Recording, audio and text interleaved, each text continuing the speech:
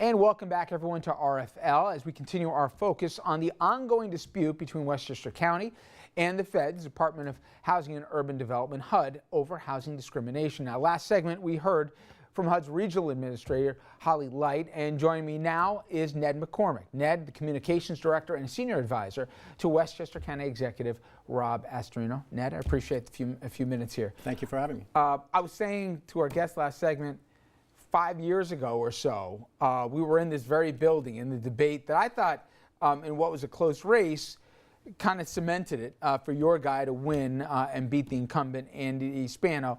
And in part it was over this suit that came down, that people thought that the former county executive mismanaged the situation that got us into the place in the first place, and then the deal itself.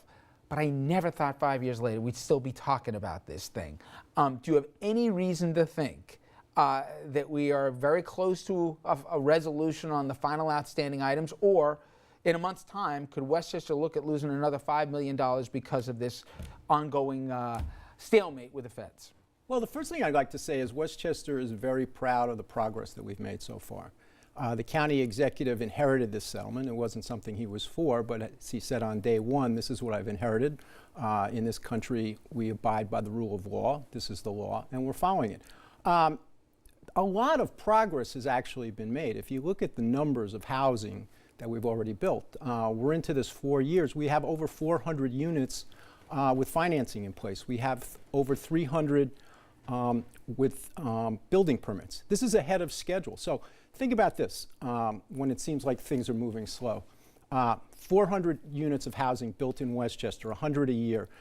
Go to Home Depot, get a shed, go to your local zoning board and see how long that takes. So the reason we're so far ahead is that we've been working cooperatively with our municipalities. The perception, though, by far in the main, has been that the county's been dragged kicking and screaming to even get to this point. And there's still some there's still other elements of the deal that have yet to be complied with.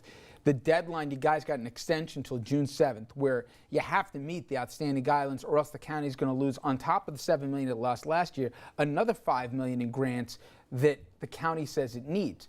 Now you got the Board of Legislature, we're going to hear later from the program, they're working independently now with HUD to try to resolve those outstanding differences, and it doesn't seem that the county exec is too crazy that they're dealing with HUD as their own legislative body.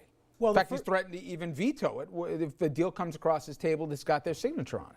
Well, a couple of things. First of all, there is no June deadline in terms of the money. The money cannot be reallocated until September. So that's just the deadline that was created by HUD and the Board of Legislators. The second thing is, you talk about the county executive vetoing this. I don't think it's clear that the Board of Legislators will even pass this legislation when you look about what is HUD actually asking for. But what they're asking for isn't just to get the 700 plus units built. People think you guys are going to do that. But what they're asking for is they don't want to have to come back to this problem again and again. And I think this is where the crux is. Almost everybody acknowledges, yeah, there's a problem, okay?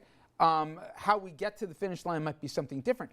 Does the county executive even agree with the premise that there is a problem?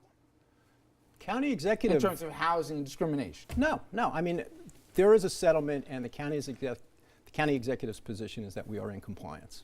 Clear and simple. There were benchmarks put in place, and we're meeting those benchmarks. In terms of, though, defining some of those additional challenges that they believe to be persistent, that Mr. Kaplowitz, who we're going to hear later on in the program, is going to work to define for HUD, and then also a plan so that they don't come back to it. I think there's the rub, though. The county exec doesn't believe that there are impediments here that exist in the county, and it seems that everybody else acknowledges, okay, they're there, let's fix them. Rob doesn't seem to agree that the impediments even exist. Well, the impediments that exist for housing in Westchester, in a lot of places, is income. Westchester is a very expensive place, but that's where we all live in. And the point is that anybody who can afford to live anywhere in the county should be able to do that, and the county executive will defend everybody's right to do that.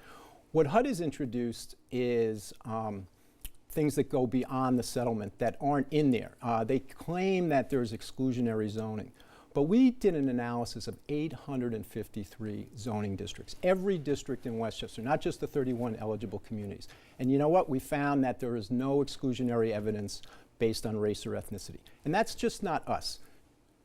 Pace University Law Land Center did a separate report and concluded the same as we did. The monitor even came out and concluded that he could not find any exclusionary zoning based on race or ethnicity.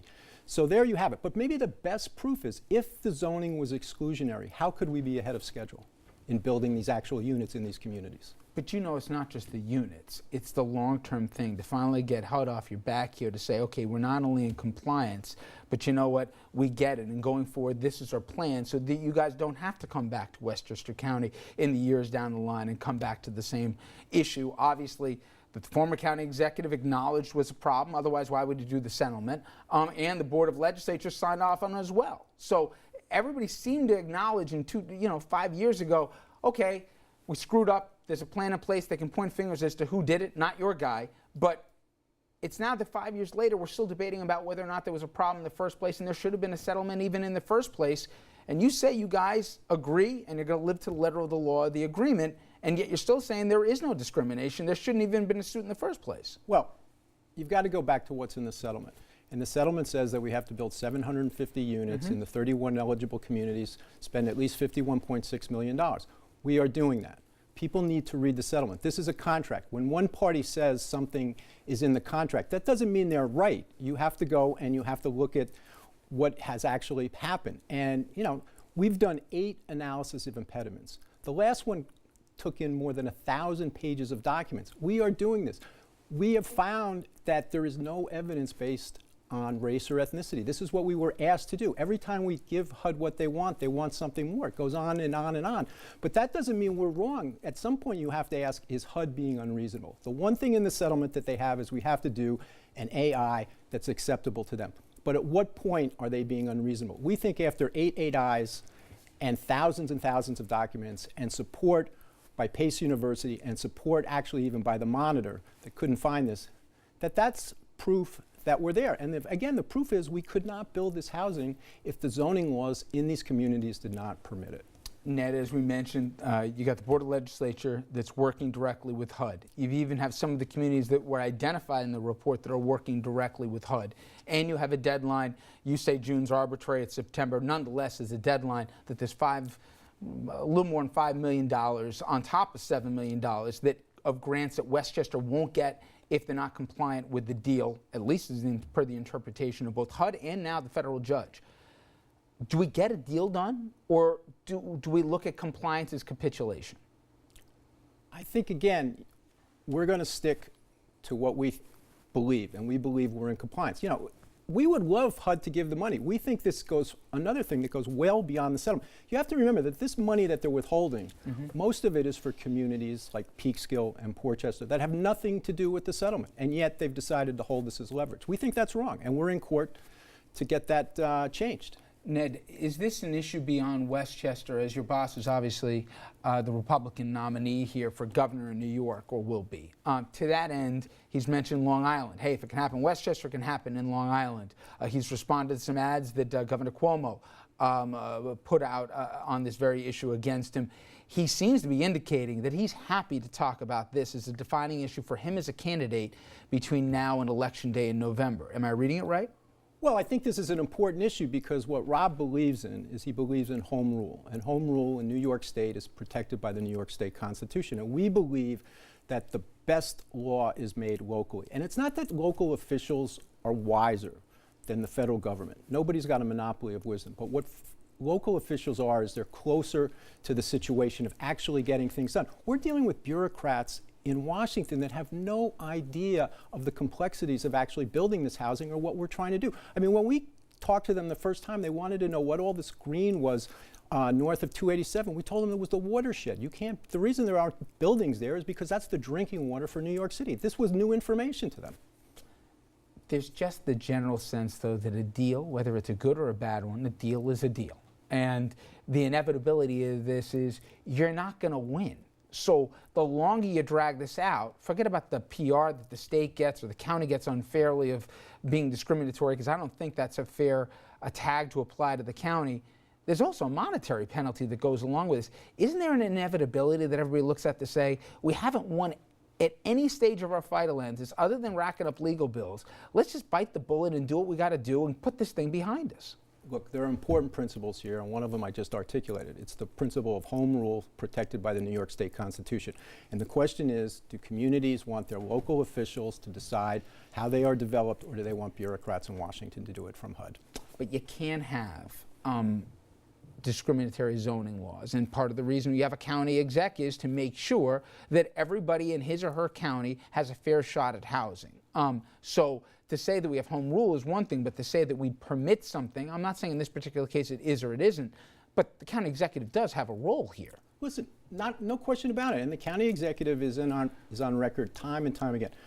Discrimination will not be tolerated. But there is a difference between zoning and discrimination. Zoning protects communities in the sense that it says what can be built. It has nothing to do with who can live there. And the county executive from day one has said, I will put the full force of the government behind anybody who alleges and is found to do wrongdoing in terms of discrimination. Okay, your gut, Ned, do we have a deal on this thing? Does Westchester still get the funds?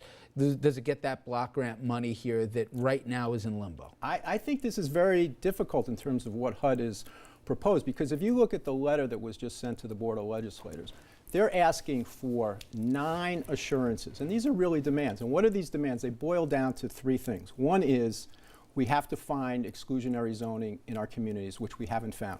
Number 2 is the county must repudiate its own findings. This is important because they want a law codified. So if we have to take away all our defenses, the county will be left with no way to defend some lawyer coming in. And the third thing is open-ended. We have to investigate our communities till HUD says we can stop.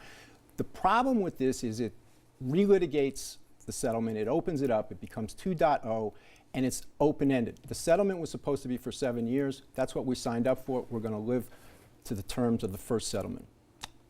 I read not grand optimism that some bargains in the offing. Well, again, you got to look at what's being asked. And we're being asked to do 9 things that we've said from the get-go go well beyond the settlement. And the point is, if we're in compliance with the settlement, there is no reason for us to go beyond it. And so it continues. Obviously, you've guys got, not just with this, but a very interesting summer and fall ahead of you, does Mr. Astorino. Of course, we'll be watching. Ned, thank you so much for a few minutes. Thank you for your time. Thanks for the opportunity.